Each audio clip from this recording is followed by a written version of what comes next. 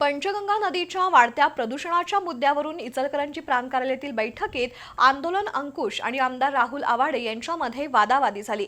शेतकऱ्यांच्या संमतीशिवाय process industry सुरू केल्यास गाठ आमच्याशी आहे असा थेट इशारा आंदोलन अंकुशचे धनाजी चुडमुंगे यांनी आमदारांना दिलाय।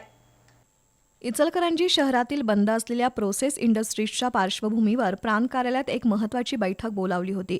या बैठकीत आमदार राहुल आवाडे यांनी आजच प्रोसेस सुरू करण्याची भूमिका मांडली। उद्योग बंद राहिले तर कापड जळून जाईल अशी भीती आमदारांनी व्यक्त केली। त्यावर आंदोलन अंकुशचे धनाजी चुडमुंगे, राकेश जगदाळे यांनी आक्रमक भूमिका घेतली।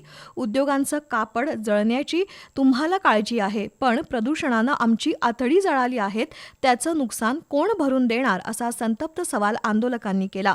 आम्ही मरत आहोत याची तुम्हाला अजिबात फिकीर नाही का, अशा शब्दात आमदारांना सुनावलं। आंदोलकांचा वाढता संताप पाहून अखेर प्रांताधिकारी दीपक शिंदे यांनी मध्यस्थी केली। शेतकऱ्यांच्या अपरोक्ष आणि संमतीशिवाय बंद केलेले प्रोसेसचे कारखाने सुरू करणार नाही अशी लेखी हमी प्रशासनानं दिल्यानंतर वाद निवळला।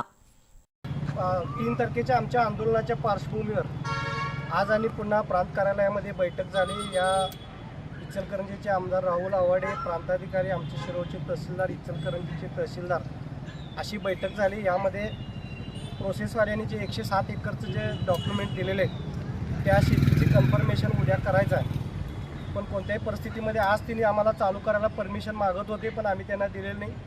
जोपर्यंत यांचं पाणी नदीला यायचं बंद होणार नाही आणि पुरेशी शेती उपलब्ध आहे याची खात्री होत नाही तोपर्यंत आम्ही त्यांना प्रोसेस चालू करायचे नाहीत। असंच आत्ताचं सुद्धा आमचं मत आहे।